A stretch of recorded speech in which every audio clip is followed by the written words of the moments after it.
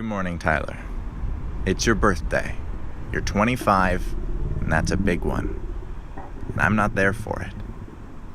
So, this is my attempt to instead bring you to where I am. Together, we're going to be going to a museum.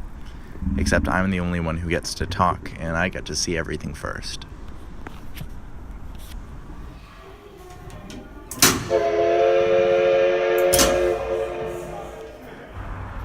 This is the Kyoto Railway Museum.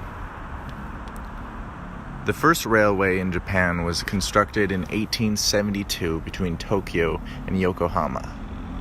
Using a British steam locomotive on a single track, it chugged along at a top speed of 32 kilometers per hour.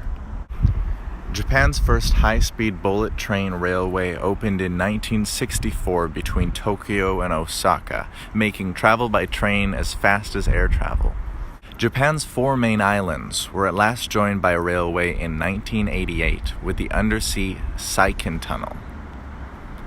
Now 40% of total passenger travel is on rails in Japan, which is a lot when considering that 90% of US travel is done by road. To date, there hasn't been a single fatal accident involving passengers aboard a bullet train. There are many train buffs in Japan. Tickets for the recent debut run of a new bullet train sold out in 20 seconds, and some were scalped for almost $6,000 Canadian each. Driving a train or a truck is apparently the 4th most popular job among Japanese boys.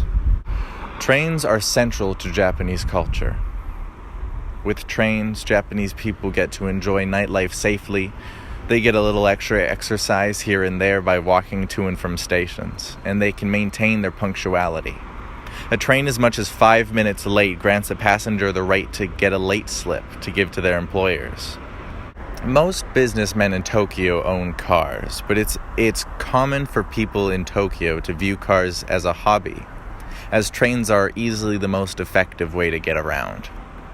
One train can carry more people per day than a 10-lane highway, and with 9 lines and 179 stations, Tokyo carries 14.6 billion passengers a year.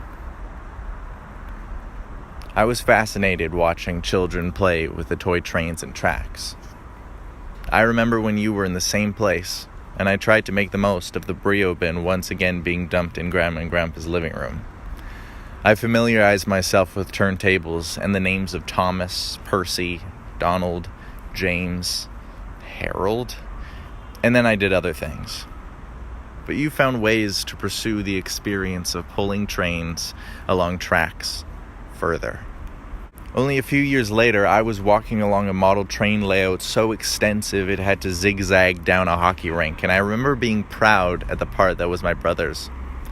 I remember sort of understanding the appeal, but never getting why you prioritized it over Lego or video games. In the same way, I've always considered a dog to be the superior pet to a rabbit. Nibbles got the same occasionally intense but quickly fading interest from me as your basement-wide HO layout did. I couldn't do it. I couldn't possibly give to rabbits the lifelong attention they deserve. I couldn't give my attention to trains.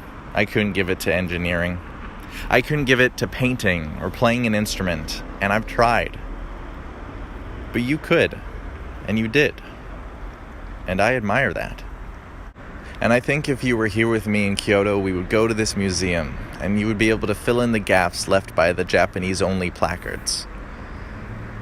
I don't really know how to look at trains, but I can feel how small I am on a turntable surrounded by locomotives.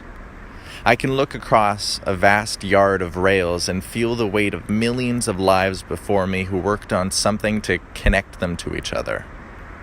And today, in Kyoto, 9,200 kilometers away from you, I felt like these trains connected us too.